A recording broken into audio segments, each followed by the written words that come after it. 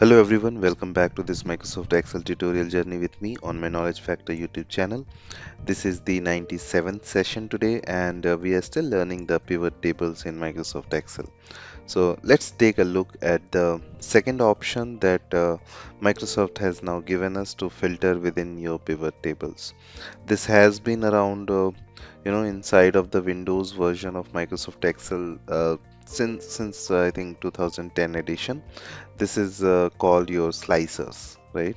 Slicers are essentially interactive kind of dashboard like elements to filter your pivot table results.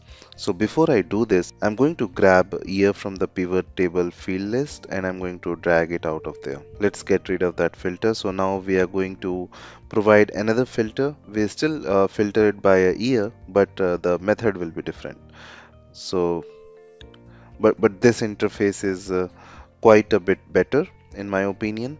Button presses, dashboard like elements, those kind of things will be there in this kind of method, right? So if I make sure I am clicked into my pivot table, okay, somewhere in the pivot table, it really doesn't matter where, and I'll go up to my pivot table analyze tab and I'm going to grab the insert slicer.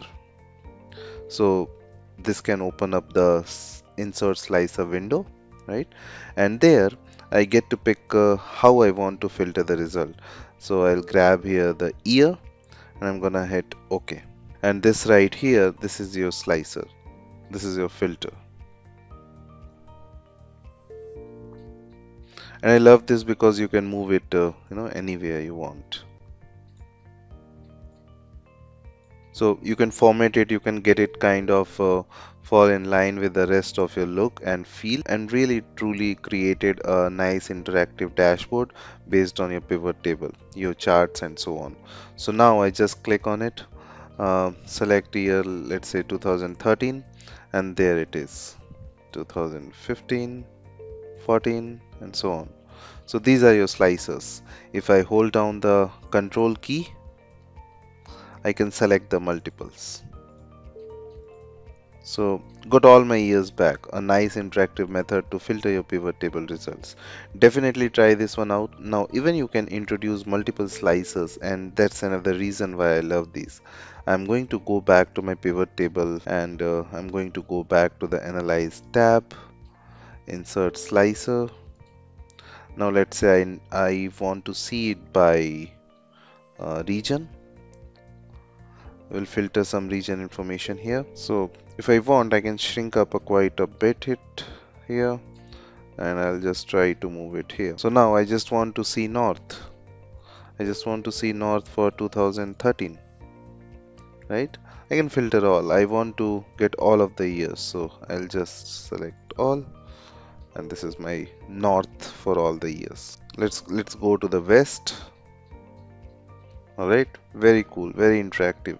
So you can change the filter as per your need, and you can play with these buttons, and this will be the interactive kind of slicers which can be used to filter your pivot charts and tables.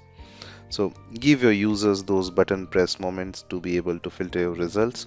Again, the filter inside of the pivot table interface, it's great, but this just takes it to another level.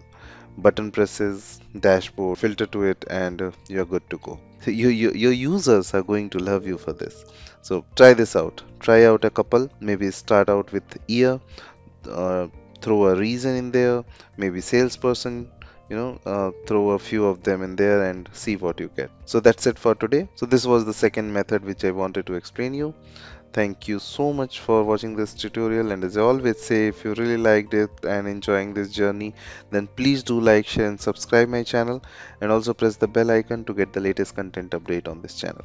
Alright then, we'll meet up in the next session. In case you have any questions, any concerns, then do let me know in the comment section of this video.